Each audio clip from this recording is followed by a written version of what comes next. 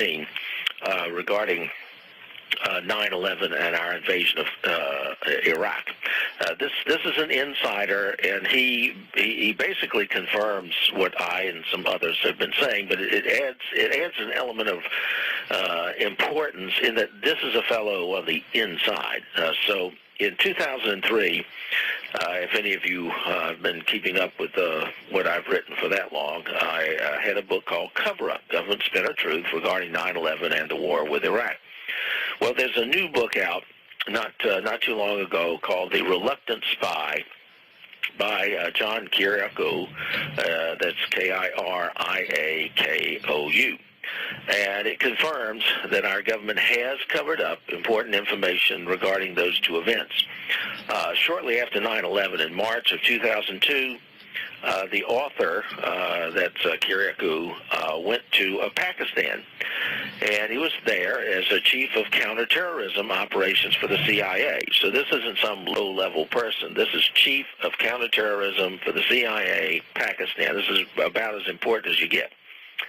Well, he and the team members there in Pakistan raided the Taliban embassy in that country, and among the things they found were files with 163 phone bills of calls to all over the United States. And those calls ended September 10, 2001, just the day before 9/11. They ended, and then 6 days later, they pick up again on September 16th. Now, you would think those would be absolutely critical if you really had the intention of stopping terrorism in the U.S. and finding who the perpetrators were and their allies. I mean, this would be like, you know, the necessary tidbit that opens the whole case up, and much information flows from it. Well, what did he do with them? Well, they were turned over to the FBI, because FBI is in charge of internal investigations within the U.S., because they could reveal terrorist contacts here. Extremely important. But 2 years later, the author, Kiriakou, learned that the numbers, those 163 files with phone numbers on them, that they had contacted, the terrorists had contacted in this country, had never been taken out of the box in which they were sent to the FBI. And they had been sent to a storage facility in Maryland, never to be seen again. This was shocking. This amazed the fellow. My question that I ask is, well, what if there were another major terrorist attack that could have been prevented by monitoring the people to whom those calls were made here? Secondly, the FBI requested the author, Kiriakou, to give them not only the copies of the phone bills, but the originals as well. Well, why would they want both if they were not going to take them out of the box, but just put them in a storage facility? Then my final question on that paragraph is, might there have been numbers in those files that the FBI did not want anyone else to know about? There may be some other explanation, but it boggles the mind as to what it would be. Secondly, he's not done, the author, Kiriakou. When he returns to the U.S. himself, he got a promotion to executive assistant to the deputy director of the CIA. And when he got that promotion, he had to take this secrecy oath. So he asked the fellow, the oath administrator, why his pledge of silence was important. And he was told, quote, here's the deal. This is the oath administrator going to give him a secrecy oath, and he says, why I got to take this thing? So the oath administrator says, here's the deal. Quote, here's the deal. Next year, in March of 2003, we're going to invade Iraq. We're going to overthrow Saddam Hussein, and we're going to open the largest air base in the world, end quote. Now remember, he was told this almost a year before the Iraq war began. And my comment is, so much for the reluctant invasion due to discovery of weapons of mass destruction. A whole year, this was the plan all along. And, of course, the amazing thing, I actually interviewed that gentleman, and he's fascinating, really a nice guy, and I think he was really a very honest individual. I asked him how he ever got that permission to repeat the story that you've just told. Well, he said, he wrote the book, he turned it in, and they told him he couldn't print it. He couldn't put this information out. He tried to negotiate with them. Nothing worked. And finally, he called one of his friends and said, this information is important, but CIA won't let me get it out. I've signed the secrecy oath. What can I do? And the fellow said, you wait till Obama comes in. And there's going to be a lot of confusion there in the CIA. And we'll see that this information gets out because obviously there are people in the CIA who want the American people to know the truth. So he waits till Obama, is elected, and there's the transition period. And he puts the book in again, and somebody there in the CIA gives him permission to reveal just what you said.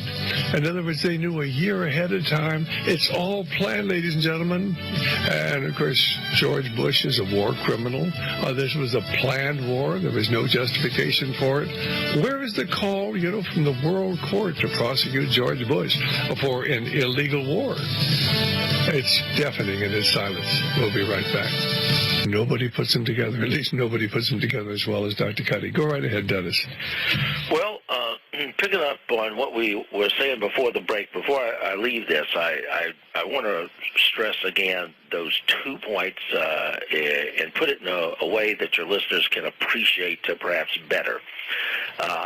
What I'd like each of your listeners to do is pretend that you're the mayor of a city. All right, you're the mayor of a city, and you've just had this horrible attack upon you by terrorists. And then one of your aides comes in and says, guess what?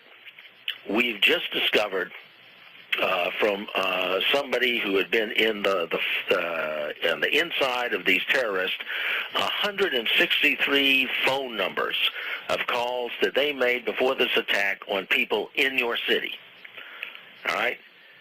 Why would you, if you're the mayor, not even open the box that had those 163 numbers? Why would you not do that? Just think about that. The only reason I can think of is that you wouldn't open the box is that you didn't need to. You already knew the numbers. You wanted all of those numbers, the copies and everything, sent to you, and then you'd stick them somewhere where nobody would ever see them. Just think about that for a minute.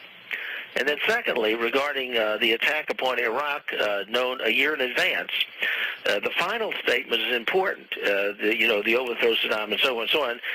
But the fellow, among many, many, many things he could have said is, the final thing he said, the oath administrator to this author, he says, and we're going to build the largest air base in the world. Remember, the Project for the New American Century and that other group that I put in my expanded addendum to my book cover-up, they said the reason we're going is we need a permanent military presence there in the Middle East. Now, how do you get a permanent military presence? You have to have one to build the largest air base in the world. Well, you've got to have an invasion. But it can't be a successful invasion. There has to be some chaos. Because if you have a quickie, successful invasion, bing, bang, you're in, he's out, everybody's happy, hunky-dory, everything's fine, then you got to leave. You don't want to leave. If you're going to build the largest air base in the world, you can't leave right away. So there's a certain amount of chaos that you have to maintain. Maybe you'd send J. Paul Bremer over there to disband the army, Iraqi army, to disband the Iraqi police force, to disband the civil service, to close all the factories, to close all of the schools. And now nobody's got a job, and there's no law and order, and chaos breaks out, and you say, oh, shucks, how did that happen? Oh, we're just going to have to stay indefinitely. Go right ahead. That's right. And even after all these years, we're 7 years now, for some reason, they don't have electricity. Well, they have a little bit. But see, that tells the story that they have a little bit.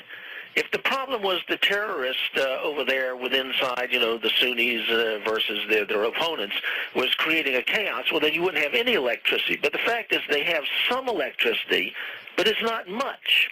Now, you would think the most powerful army in the world could, in 7 years, get some electricity in there, as well as some other, basic services. Well, but Dennis, we spent billions of dollars to get the electricity. Oh, shucks, it just doesn't work. It's like the virtual fence on the southern border. We put $1 billion in the virtual fence, and it doesn't work. Shucks, we're just so incompetent. Or are we incompetent? That's right, because only with this lingering chaos do they say, oh, please don't leave, please maintain this largest airbase in the world, and so on. Okay, so anyway, those are 2 points to consider.